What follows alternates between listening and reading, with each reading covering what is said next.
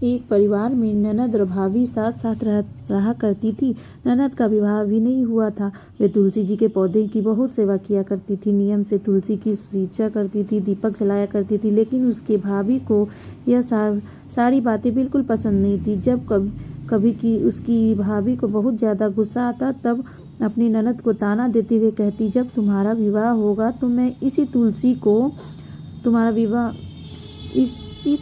को तुम्हें दूंगी और तुम्हारे दहेज में भी तुलसी ही दूंगी। तब तो जब देखो तुलसी की सेवा करती हो। कुछ समय बीत जाने पर ननद का विवाह तय हो गया। विवाह के दिन में भाभी ने अपने कहे अनुसार बारातियों के सामने तुलसी का वह गमला फोड़ दिया जिसकी सेवा उसकी ननद किया करती थी, और तुलसी के पत्ते खाने के लिए कहा। तुलसी जी की कृपा से वह फूटा हुआ गमला कई सारे स्वादिष्ट पकवानों में बदल गई। भाभी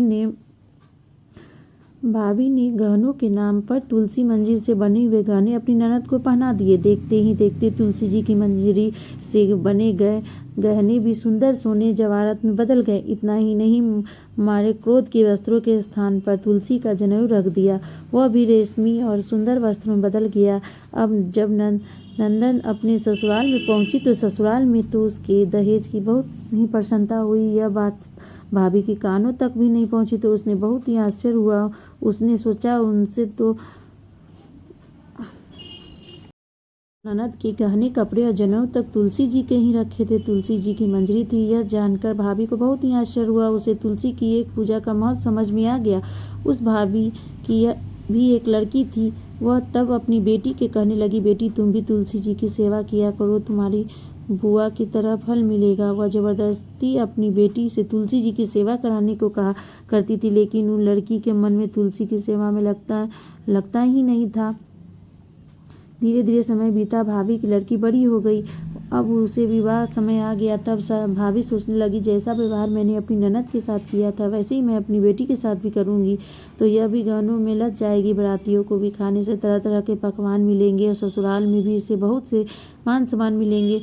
यही सोचकर भाभी बारातियों को तुलसी का गमला फोड़ देती, लेकिन इस बार गमले की मिट्टी रहती। मंजीर और पत्ते भी अपने ही रूप में रहते, जिन्होंने अपना रूप नहीं बदला। जब भाभी ने सभी बारातियों को खाने में तुलसी के पत्ते दिए तो यह देखकर सभी लोग, बाराती भी भाभी की बुराई करने लगे।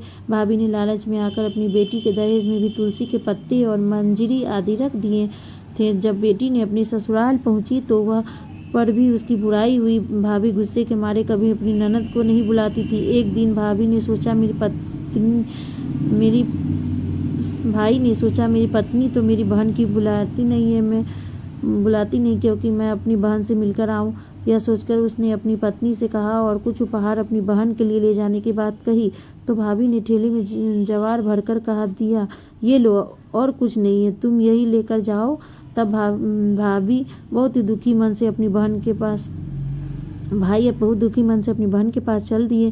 रास्ते में सोचता रहा कि कोई भाई भला अपनी बहन के घर ज्वार कर ले सकता है। यही सोचकर वह एक गौशाला के पास रुक गया और ज्वार कर वह थैला उसे एक गाय के सामने पलट दिया।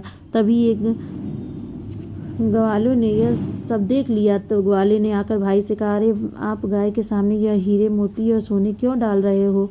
इसे तो घास डालती होती है।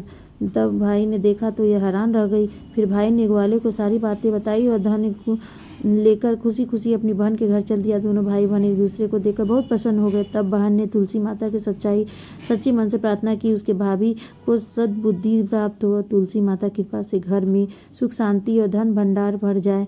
सबको देखते ही देखते भाभी की मन बदल गया और वो अपनी ननद को बहुत सी मान सम्मान देकर लगी और वह सच्ची मन से तुलसी जी की सेवा करने लगी। तुलसी माता की कृपा से उनके घर में सुख शांति के भंडार लग गए। उनके घर में अब कलेश नहीं होता और सभी सुख से रहने लगे। प्रेम से बोलिए तुलसी माता की जय। आप सभी को श्रद्धालुओं के साथ सफला एकादशी के पावन कथा प्रस्तुत करते जा रहे हो। आप सभी भी कथा को ध्यान और आगे की कथा यही थी। अब मैं दूसरी कथा लेकर आऊँगी। सफला एकादशी की हार्दिक शुभकामनाएं। भगवान से प्रार्थना करती हूँ कि सफला एकादशी आप लोगों को हार्दिक शुभकामनाएं। भगवान विष्णु फल पाए, सुख शांति समृद्धि यश अनिकृति को दी है। राधे राधे।